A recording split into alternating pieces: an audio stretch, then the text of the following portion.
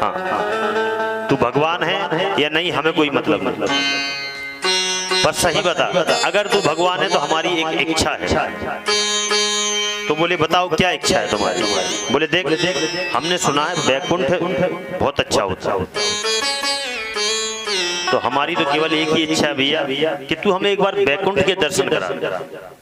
अच्छा, बोले हाँ। बोले चलो ठीक है, हम तुम्हें बैकुंठ के दर्शन कराए देते हैं। बोले ठीक है। तब तो महाराज ब्रजवासियों को कहा कि चलो नेत्र बंद करो। अब सभी ने नेत्र बंद किए और नेत्र बंद किए महाराज। तो अब प्रभु ने सभी को वहां से अंतर ध्यान करके और बैकुंठ में प्रकट कर दिया। अब जैसे ही नेत्र खोले सब बैकुंठ पहुंच गए। बैकुंठ में गए तो कन्हैया का कोई पता ही नहीं। अब सभी आपस में एक दूसरे को देखते हैं, भैया हम ये कहाँ गए? अरे लगता बैकुंठ पहुंच गए। तब चारों तरफ देखा महाराज, बड़े बड़े खंबे, बड़े बड़े महल खड़े हुए हैं और बड़ी बड़ी डांडी के चार चार मुंह वाले, चार चार हाथ वाले कई वहां पर दूत घूम रहे हैं। बहुत विशाल वहां पर सभा लगी हुई है। अब सभी बोले भैया कन्हैया कहाँ गया? अब सभी एक दूसरे से कन्हैया को ढूंढ रहे हैं। गए और जाकर के महाराज देखते हुए कन्हैया को ढूंढते हुए जा रहे थे। कुछ दूर जाने के बाद देखा कि कोई नाग के ऊपर लेटे हुए। कहने लगे भैया देखने में तो ये हमारे कन्हैया की तरह ही लग रहा है, और हो ना हो ये कन्हैया ही है। क्यों? बोले काली नाग को तो केवल हमारा कन्हैया ही नाग सकता है।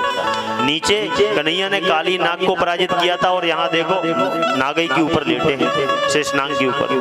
तो यही कन्हैया है। और महाराज जैसे ही जाने लगे तो ब्रह्मा आदि जो खड़े हुए थे दूतों ने रोक दिया। ए कहाँ जा रहे हो? अब वो होती ना, जैसा देश वैसा भेष है। अलग अलग देश के अलग अलग पहनाव भी होता है, रहन सहन भी अलग अलग होता है, वार्ता भी अलग अलग होती है, हर चीज अलग होता है। कहीं हाय हाय तो कहीं बाय बाय, हर जगह अपना अपना माहौल होता है। तो अब जब वहां गए तो वहां तो महाराज बैकुंठ है और बैकुंठ में सभी संस्कृत बोलते, बड़ी बड़ी स्तुति कर रहे थे महाराज।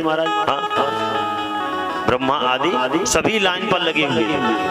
मधुमंगल बोला ये देख ये चार मुंह का आया था ना नीचे अपने वृंदावन में, ये यहाँ क्या कर रहा है? और ये हाथ जोड़े सब इस तरफ को क्यों खड़े हैं महाराज? यहाँ कौन सी लाइन लग रही? कोई प्रसाद बट रहा है? एक से पूछा क्यों भैया ये का हमारा कन्हैया है? वो कुछ बोले ही नहीं। अब जब बोले नहीं तो फिर और आगे गए, एक द्वारपाल से फिर पूछने लगे।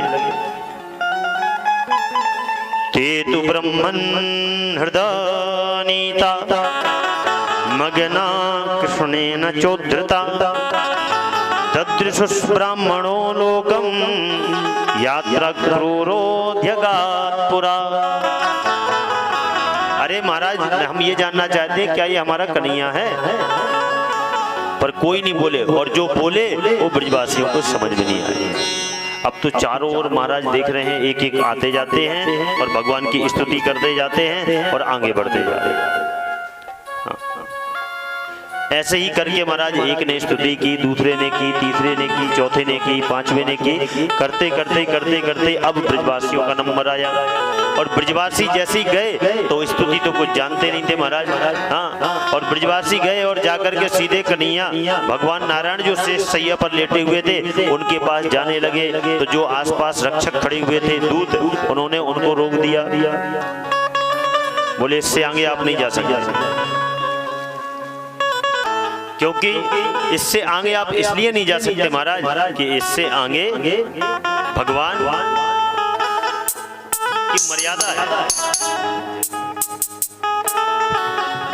इससे आगे नहीं जा सकते क्योंकि मर्यादा, और मर्यादा टूट ना जाए। बोले भैया ये हमारा कन्हैया है। बोले नहीं नहीं यहाँ कोई कन्हैया नहीं है, ये हमारे भगवान नारायण है।